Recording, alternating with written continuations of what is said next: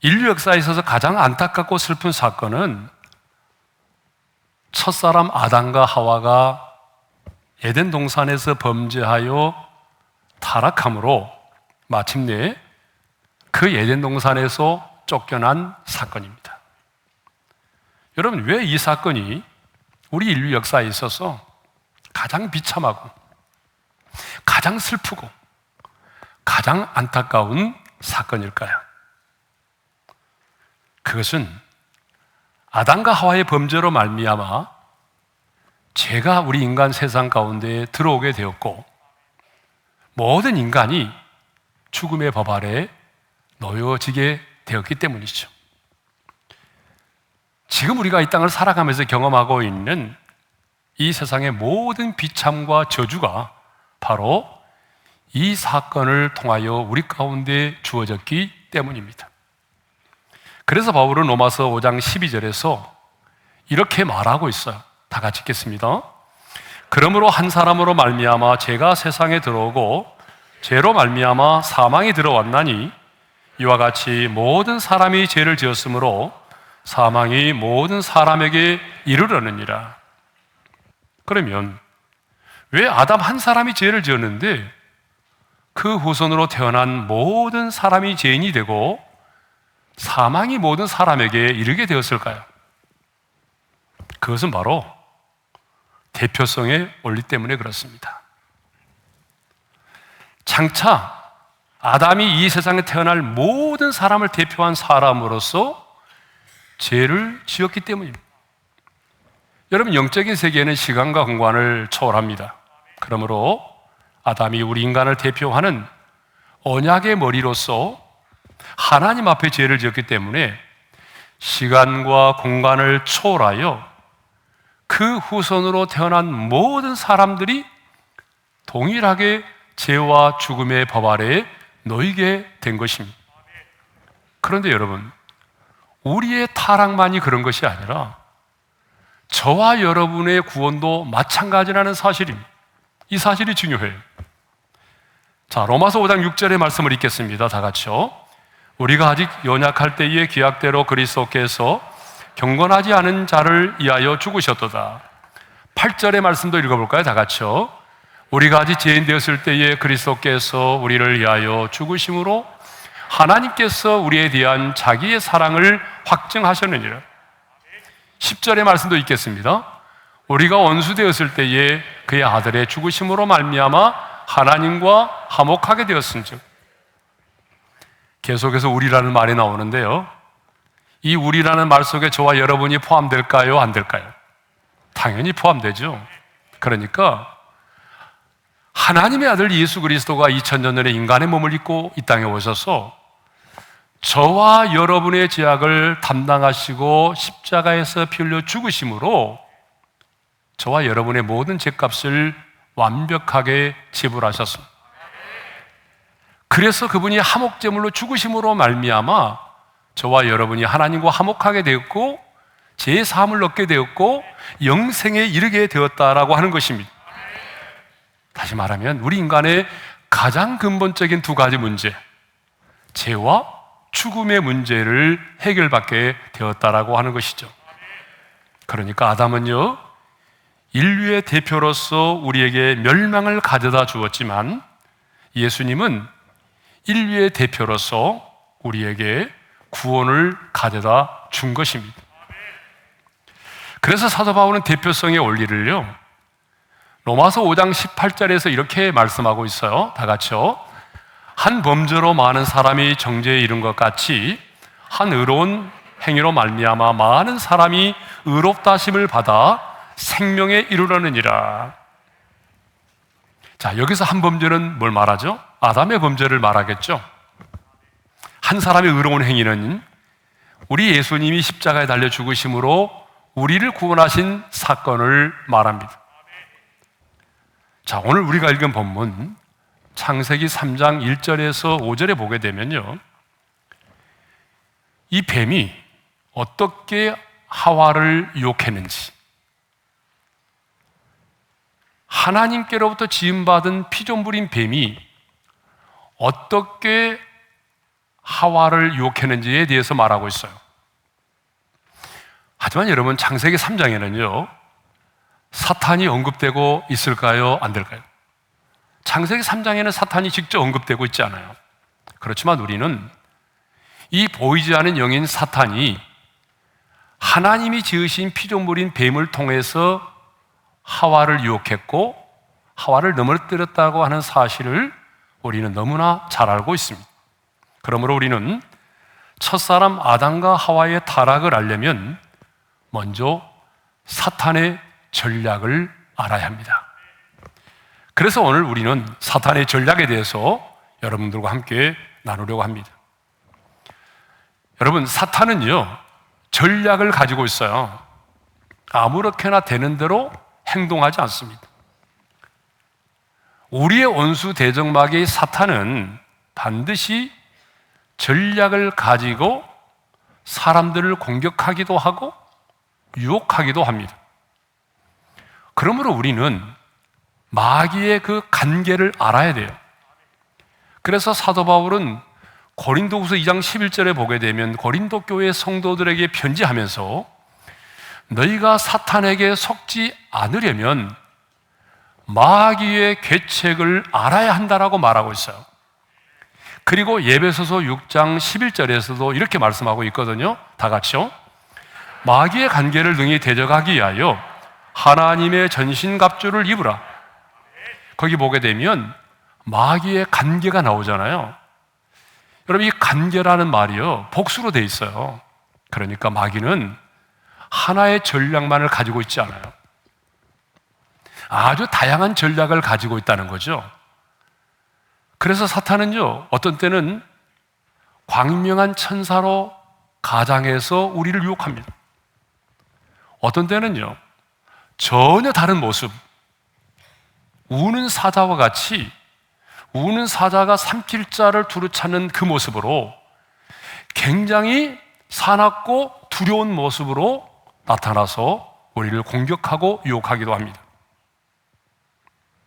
또 어떤 때는요 그 사람이 가지고 있는 장점을 이용해서 넘어뜨리기도 하고, 또 어떤 때는 그 사람이 가지고 있는 약점을 집요하게 파고들어서 그 사람을 넘어뜨리기도 합니다.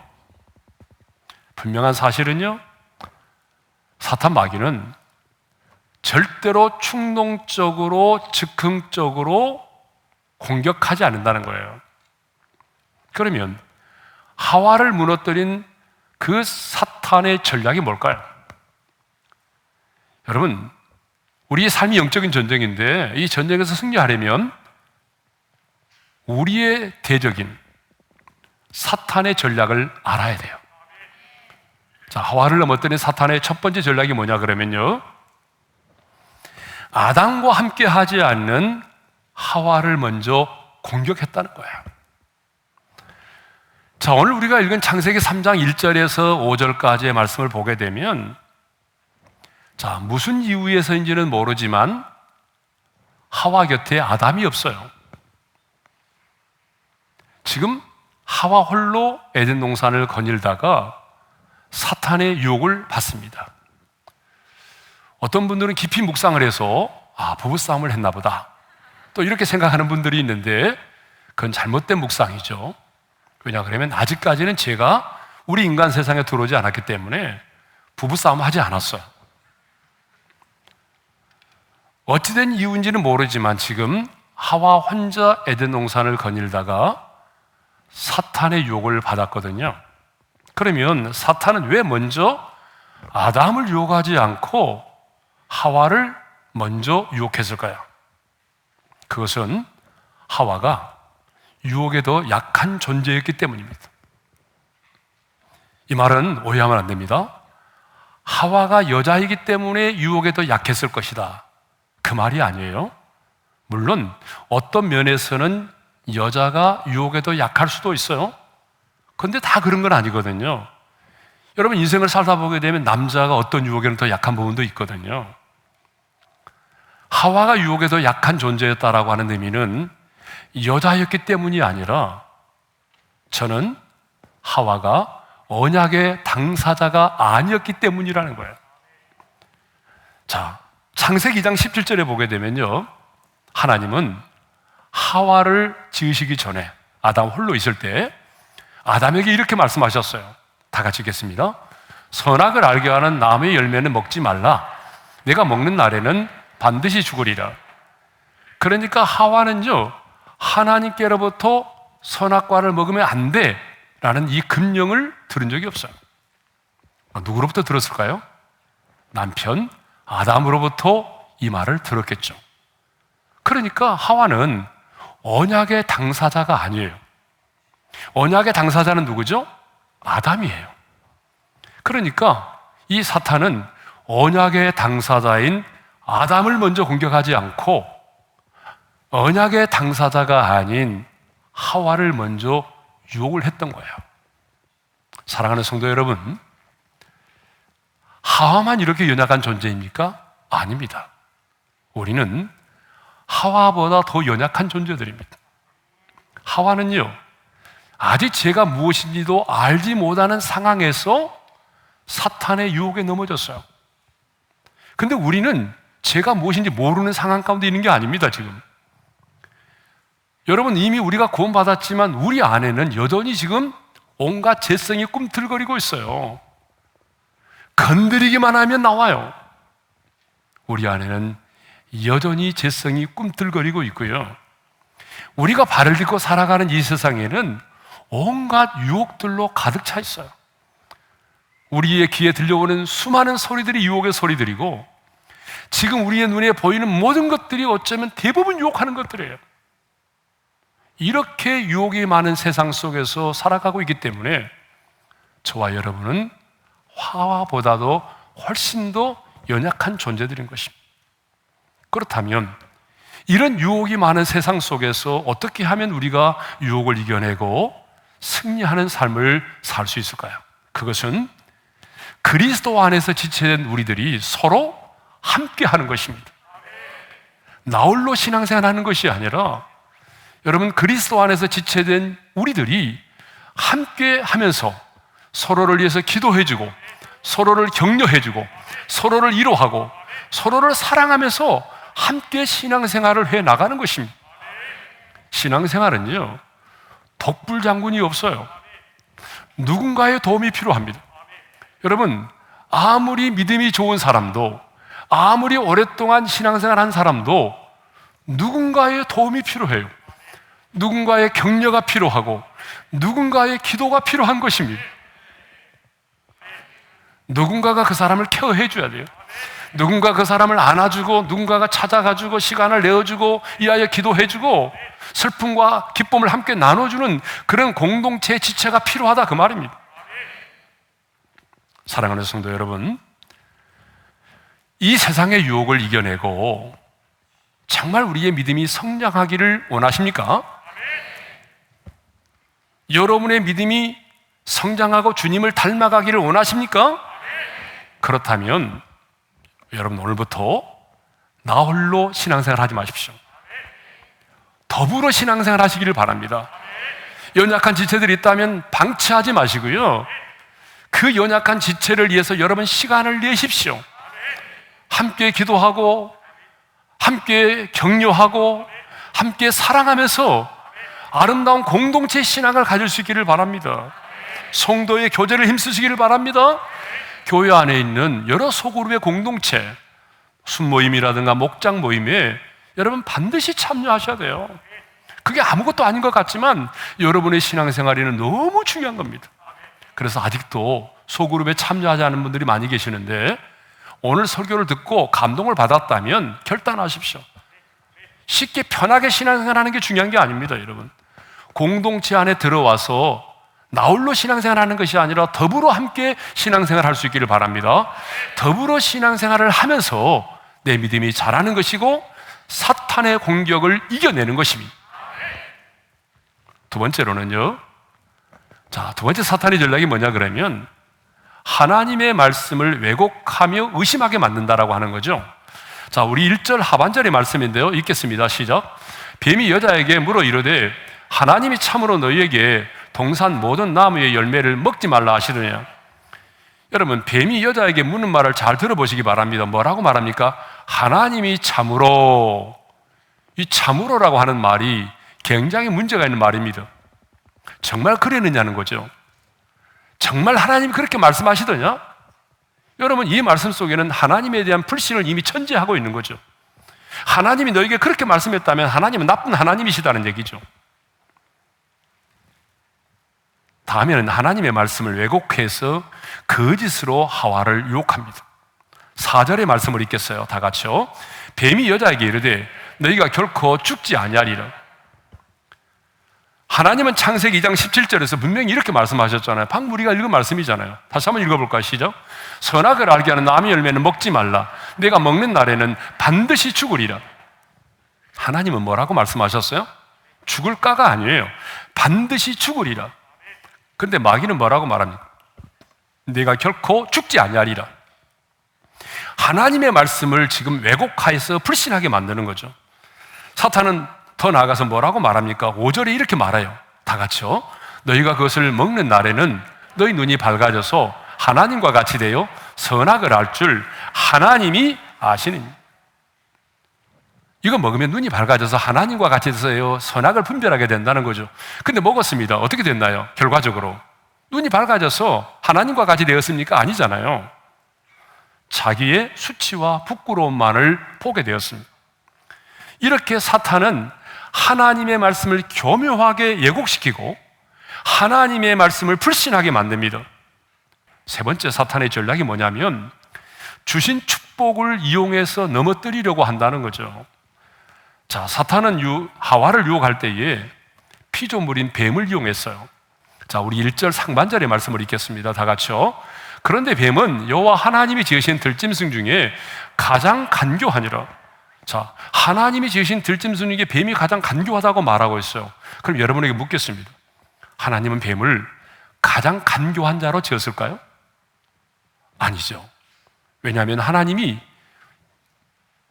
세상을 창조하시고 난 다음에 하나님 뭐라고 말씀하셨어요? 하나님 보시기에 좋았더라고 말씀하셨어요. 그렇다면 여러분 여기 본문에 나오는 뱀도 하나님이 보시기에 좋았던 아름다운 피조물이었죠. 그런데 하나님이 지으신 들짐승 중에 뱀이 가장 간교하다고 말씀하고 있어요. 여러분, 이 간교하다라고 하는 말 히브리어로 이 단어는 중요한 단어입니다. 아룸입니다. 아룸이라는 단어인데 이 단어는 긍정적으로는요 지혜로운, 슬기로운 뜻을 갖고 있어요. 부정적으로는요 교활한, 간사한이라는 그런 뜻을 가지고 있어요. 이중적인 의미를 갖고 있어요. 그런데 성경에 보게 되면요 이 아룸이라는 단어가 11번 사용되는데 8번은 긍정적으로 사용됐어요. 그리고 부정적으로는 3번밖에 사용되지 않았어요.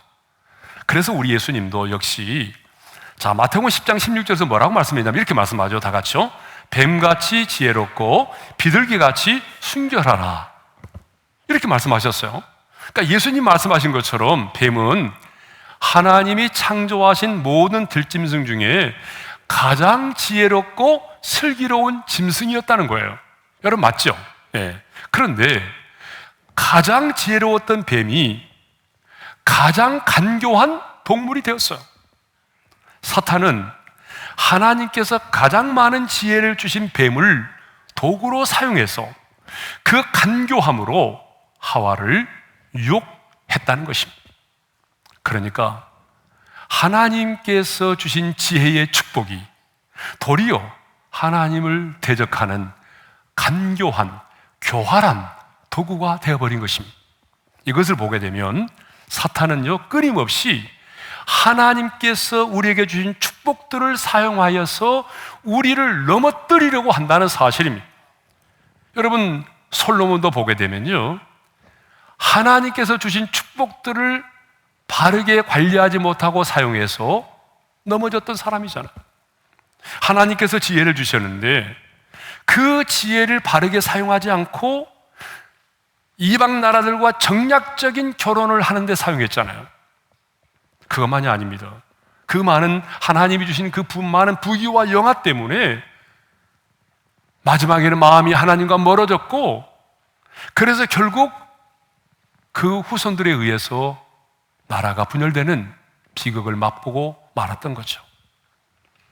아담과 하와 역시 하나님으로부터 얼마나 많은 축복을 받았습니까? 여러분, 아담과 하와가 받은 축복은 얼마나 대단하죠? 하나님께서요, 에덴 동산의 모든 과일을 임의로 먹을 수 있고 선악과를 제외한 모든 과일을 임의로 먹을 수 있는 축복을 주셨어요. 예? 그것만이 아니죠. 하나님의 대리 통치자로서 하나님이 창조하신 모든 창조를 정복하고 다스릴 수 있는 통치권을 주었어요. 그것만이 아니죠. 예? 임의로 판단하고 생각하고 결정할 수 있는 이 자유의 의지를 주셨어요. 이거 얼마나 큰 축복입니까? 그런데 사탄은요, 하나님이 주신 그 축복의 풍성함은 보지 못하게 만들고 오직 금지된 나무 그 한 그루에 모든 관심을 집중시켰다라고 하는 거예요. 사탄 마귀는 오늘도 마찬가지입니다. 하나님께서 우리에게 주신 축복들을요, 보지 못하게 만드는 거예요. 그리고 뭘 보게 하는 거죠? 지금 내가 당면한 내 인생에 딱 그 단 한 가지 문제, 그 문제만을 보게 만들어요. 지금 내가 처해 있는 그 어려운 상황만을 보게 만들어요. 하나님이 금하신 것, 그것만 보게 만들어요. 여러분 생각해 봅시다. 하나님이 저와 여러분에게 주신 축복이 얼마나 많고 풍성합니까? 하나님께서 저와 여러분에게 하나님의 자녀된 권세를 주셨습니다. 영생을 주셨습니다. 그것만이 아니죠. 하나님께서 우리에게 가정을 주셨어요. 자녀를 주셨습니다. 여러분, 각 사람에게 하나님이 달란트를 주셨습니다. 직장도 주셨습니다. 하나님께서 우리의 인생 가운데 부어주신 은혜와 축복은 측량할 길이 없어요. 그런데 사탄은요, 그것을 보지 못하게 만드는 거예요. 그것을 당연한 것으로 여기란,